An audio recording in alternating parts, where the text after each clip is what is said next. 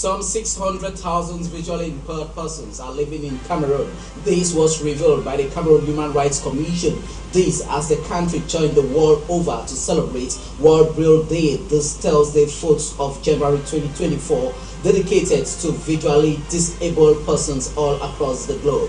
Plus, Eyes of Hope Sports Academy Isosa of Limbe secure another victory at the Limbe Centenary Stadium as they trash their contender, the Chacha Boys of Dragon, in a 2-1 victory to seal them through the 2023-2024 playoff season of the MTN Elite One Championships. That was our headlines. Good evening to you all. You're welcome to High Prime of Thursday, the 4th of January 2024. For presentation, I am attending Larry Kevin Tabot. We start off with one of our lead stories. According to recent statistics revealed by the Cameroon Human Rights Commission, some 600,000 persons are visually impaired in Cameroon. These, as the country joined the world over this Thursday, the 4th of January 2024 to celebrate World Braille Day on the theme Empowering Through Inclusion and Diversity. Our newsroom reporter takes interest on the history and evolution of the Braille. Every 4th January, the world observes World Braille Day, the day that is attributed to a 10-year-old French child, Louis Braille, who was involved in an accident that led to him losing his sight. Being enrolled in a school for the visually impaired children in France, it was there that he created the Braille machine, which came to being in assistance visually impaired persons to read and write. This year's theme is Empowering Through Inclusion and Diversity. In Cameroon, an estimated 600,000 persons are visually impaired as attained by the Cameroon Human Rights Commission in a 2021 report. In the aforementioned figures, 150,000 cannot read with their eyes, whereas 2,000 can read using the Braille machine. Societal nonchalance is equally not left out, as persons living with visually impairment are looked down by their communities. As such, community educational emphasis needs to be redoubled such that visually impaired persons can be absorbed by mainstream society. In Cameroon, with our inclusion policy that has led to the floodgate of the opening of specialized centers meant for visually impaired persons, where they can be trained to read and write using their Braille machine. As the world celebrates World Braille Day, put in place by the United Nations Organization since 2019, this day is dedicated to all persons who are passing through visually impairment situation, that they shouldn't look down on themselves, just like Louis Braille didn't look down on himself and succeeded in becoming a global figure. They too can still be looked upon and as a reference point.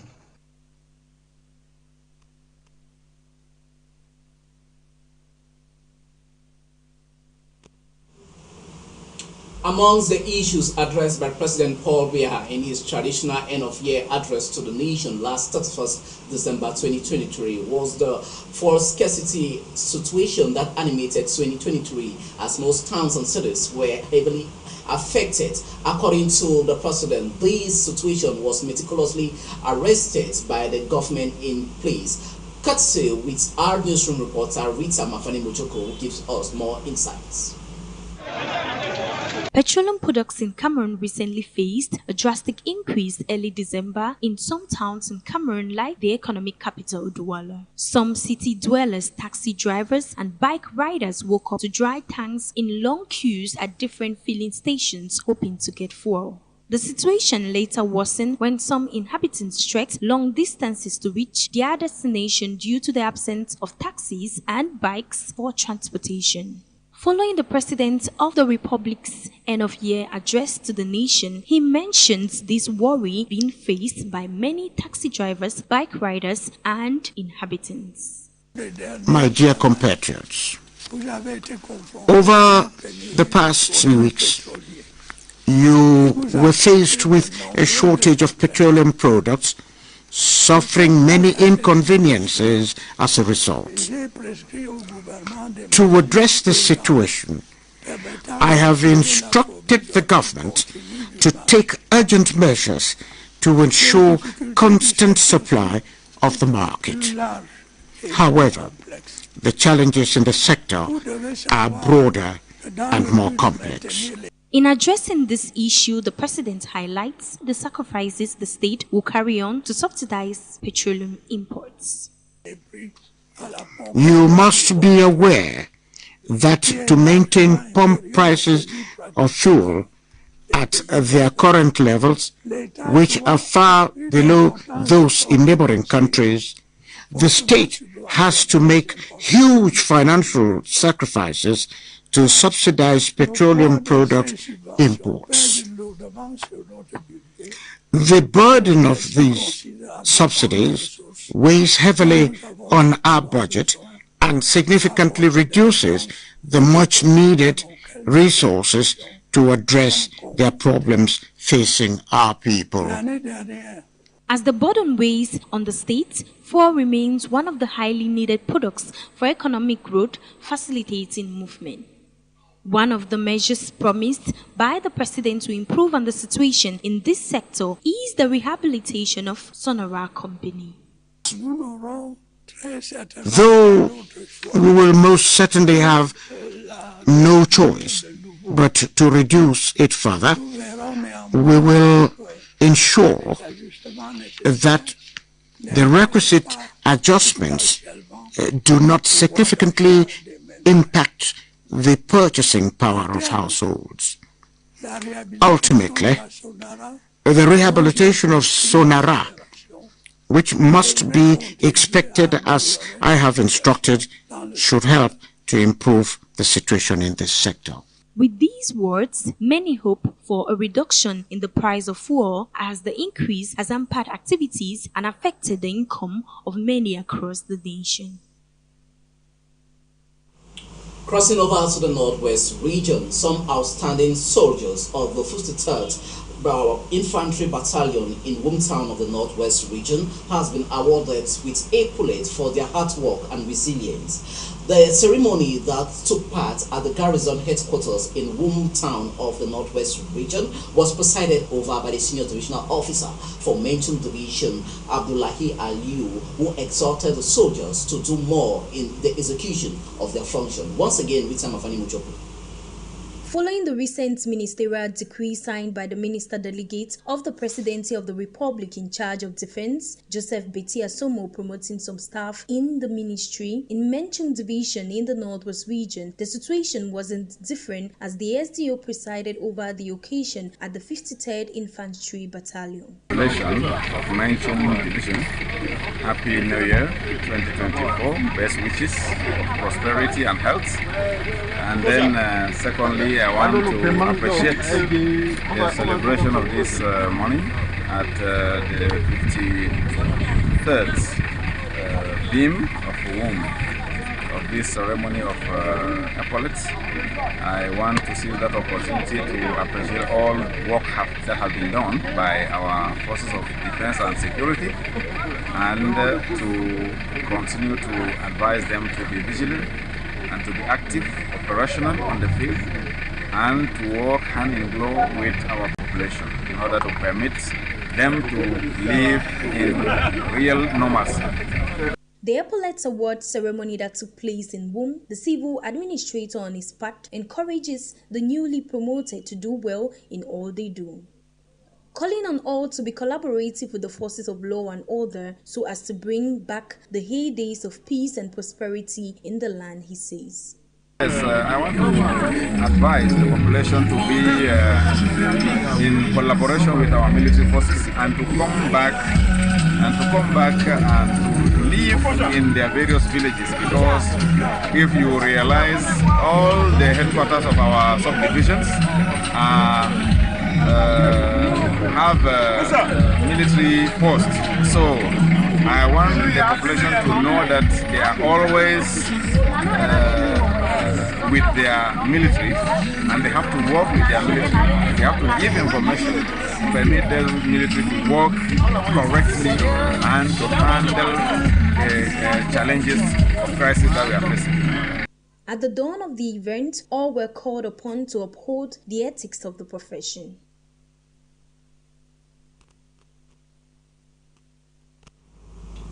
On economic reporting, a Boya-based enterprise known as Royal Cabell Limited has awarded special prizes to some outstanding workers for their hard work throughout the year. This was during the end-of-year festivities that was heavily attended by local administration in the town of Boya, as Alice Lekelengo was there and not us for this to discuss. They have been making sure that the population of Boya and beyond gets images from various TV stations in their homes, thereby indirectly educating and providing necessary information to viewers. Royal Cable Limited recently, in an end-of-year celebration, appreciated its workers for their inputs to the company. The event that witnessed the representative of the divisional officer for Boya and the Southwest delegate of communication saw awards given to outstanding workers. Items like rice, oil, and other stuff were distributed to all the workers to support them as they celebrate the new year. It is worth noting that Royal Cable Limited was created in the year 2013 and has been serving the local population consistently and effectively. One of the issues that animated 2023 was the recurrent power outages and shortage of water throughout major towns and cities in the country. As such, President Paul Biya, during his end-of-year traditional address to the nation, sees the functionalities of Memvele, Songlulu, Menkim, Nakshigal hydroelectric dam will go functional in order to address the recurrent power outages and water shortage across some major towns and cities. This has made our newsroom reporter Daniel Komimboa to search through that paper and not to suspect. Amongst the peculiar challenges faced by Cameroonians on a daily basis, which has been a nightmare, are water and electricity in some regions of the country. In his traditional end-of-years address to the nation, the President of the Republic, Paul Biya, did not fail to highlight these issues as he assures Cameroonians of government efforts in handling the situation. My dear compatriots, I'm aware of the extent to which the frequent water and electricity cuts are impacting your daily life and disrupting your activities. I can assure you that the government is sparing no effort to improve the situation in these core sectors. I have instructed my office to ensure celerity in administrative procedures and in sourcing for related financing by the relevant ministries.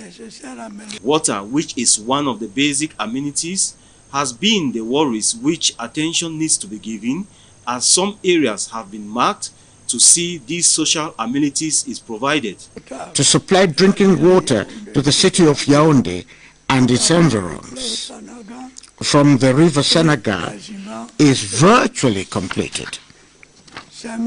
Its imminent commissioning will help to substantially reduce the drinking water deficit in the city of Yaoundé. Studies on the project to supply drinking water to the city of Douala and its environs are well advanced. Electricity, that has been a major worry in some parts of the country, was not left out as other alternatives has been provided to boost the supply. Strides were also made in the electricity sector to reduce our country's energy deficit. About 44,000 solar panels have been installed in the 3 northern regions, covering 40% of electricity needs in the said regions. Also, amongst the areas to ameliorate the electricity situation in the country is the Lompanga Dam sector, which will go operational this year. The Lompanga Dam 2 plant will also be operational in 2024. It will help to increase energy supply in the town of Betwa and its environs. Several other hydropower facility projects are also planned or being launched. These include the Kikot, Mikuma, Grand Ewen, and Bini Awarat dams. As Cameroonians applaud the head of state message, all they hope for is that the situation should be ameliorated so as to enjoy the full utilization of these basic services.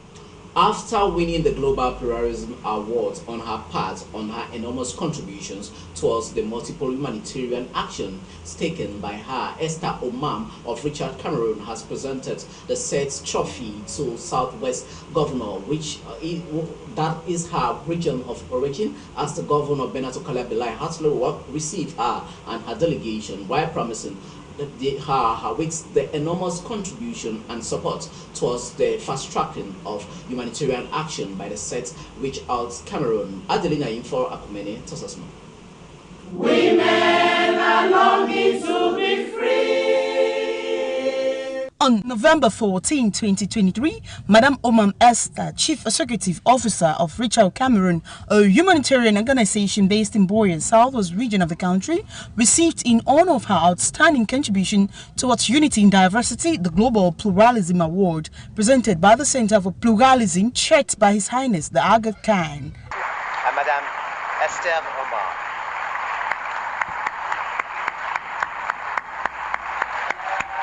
In honor of her region of operation, the awardee has therefore presented this crowning award to the Governor of the Southwest Region, His Excellency Benato Kalabelai, in a ceremony that took place recently in the conference room of the Governor's office. Madame Omam Esther considers the Global Pluralism Award as recognition of years of hard work and sacrifice her NGO, Reach Out Cameroon, puts in to better the lives of several Cameroonians. It's about the work which we've been doing to address social injustices, inequalities and discrimination, marginalization, bringing life-saving solutions to vulnerable populations in affected communities, and adding to that, humanitarian response and the peace mediation work which we've been doing.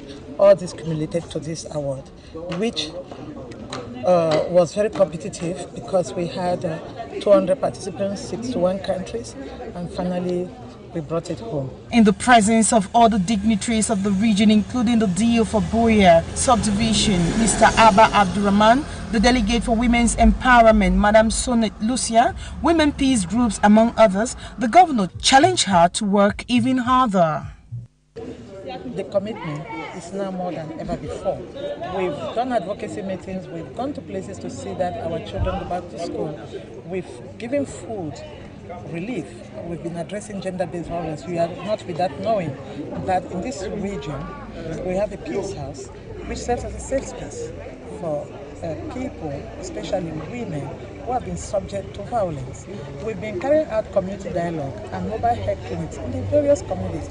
You know, as a result of what we are facing, we are poised to carry out holistic approaches to what we are doing, so that they touch the people in one way or the other and cause stability within the communities which we are serving. The Global Pluralism Award is a yearly event that recognizes and celebrates the inspiring and brave works of individuals, organizations, and governments in helping to build more inclusive societies where diversity is valued and protected.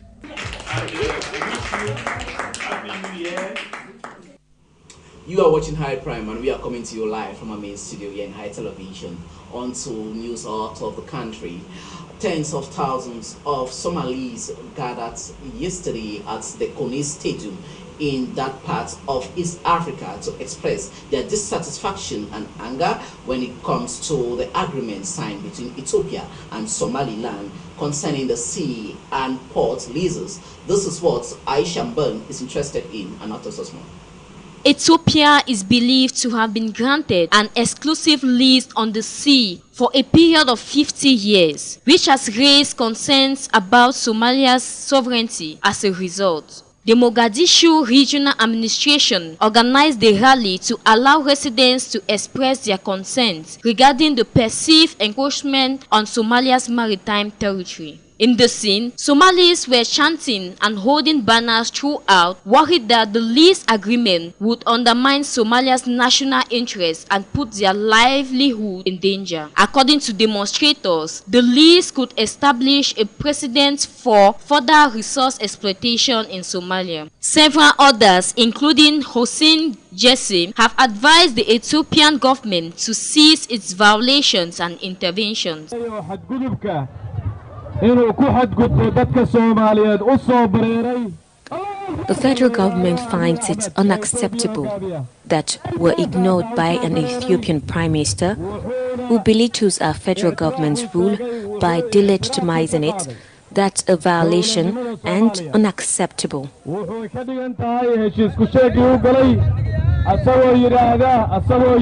In their warnings about the dangers of the agreement, the speakers also urged the crowd to unite in order to defend the sovereignty of Somalia. During the rally, participants spoke about the potential long-term effects of the deal, as well as the need for a united front to combat any perceived threats to national freedom and economic stability that could be posed by the deal in future. We stay on to news out of the country, this time around with the Rainbow Nation of South Africa, where South African Olympic gold medalist Oscar Pistorius will be released from the South African maximum security prison after he has spent more than a decade in that maximum security facility. The 37-year-old is expected to stay in the capital city of Pretoria during this parole of his life. More with Aisha Mbeng on that story. On November 24, 2023, South African Department of Corrections approved Pistorius' bid for parole. The double Olympic runner Oscar Pistorius is expected to be released from prison more than a decade on from shooting his girlfriend Reeva Steenkamp. According to reports, Oscar Pistorius will not be allowed to leave Pretoria, where he is said to live without permission from authorities. The Olympic runner shot his girlfriend through a toilet door at his home on Valentine's Day 2013. Oscar Pistorius was charged. He went through trial and he was committed into the penitentiary services. And now, like any other prisoner, he has qualified for parole and is receiving parole and is going out on parole. I think that is what we call justice, and it's punitive justice. And we also believe in rehabilitative justice, all the necessary boxes. And we can only wish and hope that Oscar Pistorius will come out a better human being and he'll be able to help others. Because, you know, when we look at just the punitive measures, we tend to forget that there is a possibility where somebody can be rehabilitated. He was convicted of murder and sentenced to 13 years and 5 months in prison and has been incarcerated since late 2014. As part of his parole, Oscar Pistorius' parole will also see him attend a program to deal with anger issues and another program on violence against women. His sentence is expected to finish on December 5, 2029. We talk sports on this newscast, this time around with the MTN2 Elite Championship. In their stride to pick up qualification tickets for the 2023-2024 playoff in the MTN Elite 2 Championship, Isosa of Limbe has defeated the Chacha Boys of Dragon in a 2-1 victory at the Limbe Centenary Stadium. The match that was played yesterday, Wednesday the 3rd of January 2024, saw Isosa of Limbe go through, as they are wishing to go through this part of the MTN Elite 2 Championship. More with a reporter on that. Sonita Nguni. As the pursuit for a spot at the 2023-2024 playoffs continues between teams of the Elite 2 Championship, Isolofo Sport Academy is not left out, as the side on match day 12 held Dragon hostage 2 goals to 1 at the Limbe Centenary Stadium on Wednesday 3rd January 2024. Having so many opportunities during the first 45 minutes of play, the side showed no sign to satisfy their fans. The second phase of the game saw a new side of the Chacha Boys of Dragon, who found tied in a curtain raiser at the 51st minute of play, scoring their lone goal. Je dirais, vous savez que c'était un match, il fallait tout le gagner. Nous, au moins, c'est de bien rester tranquille pour savoir qu'on avait presque un pied à la qualif T4. Donc maintenant, je pense qu'on va se mettre au travail et on va essayer de faire le maximum d'efforts d'arriver au bout. Vous savez, c'est une poule qui n'est pas très facile. Nous allons essayer de jouer. Mais ce qui est mauvais, c'est qu'on peut déjà faire un résumé pour dire que notre phase retour elle est très mauvaise. Donc vous comprenez que si on n'avait pas pris rapidement le point à la phase aller, ça serait encore plus pire. Donc aujourd'hui, on pense que les enfants, peut-être sont déjà à bout de ce qu'on pense, parce qu'aujourd'hui, on ne peut pas avoir un bon gardien comme celui qui a fait la phase aller. Mais vous voyez les deux boules qu'il a fait, c'est 2 boules. Le match il a été très bien. On ne peut pas dire que Ishocha n'a pas mérité ou bien Dragon n'a pas mérité. Je crois que le public qui était en place a vu un très bon match. Mais maintenant, on va se mettre au travail pour faire le maximum d'efforts pour prendre les 6 points. Donc vous voyez que nous ressortons encore. Là, il faut faire le maximum d'efforts. On va dire que le pas parce qu'ils sont peut-être mal, mais ils sont mal parce qu'ils sont en train de se préparer pour un tournoi. Et le tournoi qu'ils sont en train de se préparer, ils feront le maximum d'efforts de gagner aussi les matchs. Donc il faut faire le maximum d'efforts de prendre au moins ces 3 points pour essayer de voir à la fin comment la comptabilité va se passer. Filled with dissatisfaction, Isosa replied with 2 beautiful strikes, scoring 2 goals to top the game. À un moment donné, il faut se donner des ambitions. Et je l'avais dit ici, on n'est pas prétentieux, mais on devait aussi l'être quand on a des ambitions. À domicile, il va falloir essayer d'aller chercher les 3, chaque fois 3 points. On les a beaucoup laissés à l'extérieur. Tous ceux qui nous ont pris les points doivent essayer de voir comment ils peuvent nous les remettre. Et c'était un match aussi compliqué. Je pense qu'on a fait un très mauvais début de match à cause des enjeux, de l'enjeu plutôt, où les gens ont voulu absolument trop bien faire. On a fait des jeux techniques extrêmement difficiles à comprendre. Mais bon, comme vous avez dit, 3 programmes, c'est pas déjà mal. On continue plus. C'est pas seulement, je ne sais pas si c'est un seul match, mais le dernier match doit se jouer le 11. Donc on joue samedi, on joue encore mercredi. Donc il reste 2 matchs extrêmement importants. On s'est dit, s'il faut tenir des ambitions, dites-nous qu'on ne doit pas perdre aucun match cette saison. Et si on ne perd aucun match cette saison, ça veut dire qu'on peut monter. Bon, maintenant, on respecte tout ce qui arrive. Ça, c'est l'ambition. La réalité est telle qu'on reçoit le leader ici, qui ne rigole pas généralement. Et je pense qu'il y a beaucoup de choses qu'il va falloir qu'on corrige pour qu'on soit capable de les respecter. It takes the Southwest side to 21 points after match day 12.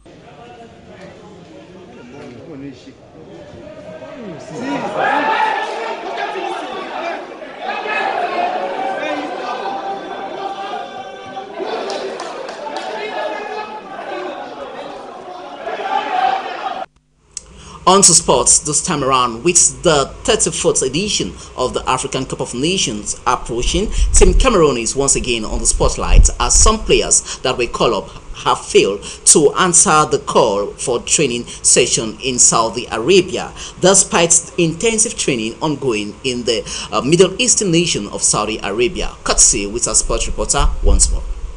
It is 9 days to the 2023 African Cup of Nations competition. All 24 teams are gearing towards performing in Ivory Coast. Out of the 27-man list made public by Coach Rigobert Song, just 22 have entered present as of Wednesday, 3rd January 2024. According to reports speculating on social media, Andre Onana will only be released by his club Manchester United the 14th of January. Meanwhile, Team Cameroon will be playing her first African Cup of Nations game on January 15 against Guinea. On the other side, it is Francois Regis who has refused his call-up over his team Marseille. Despite all this setback, serious training sessions are currently ongoing in the Lions Den in Saudi Arabia, where the Lions are preparing for their last friendly against Zambia on the 9th of January 2024, where they will be flying to Ivory Coast.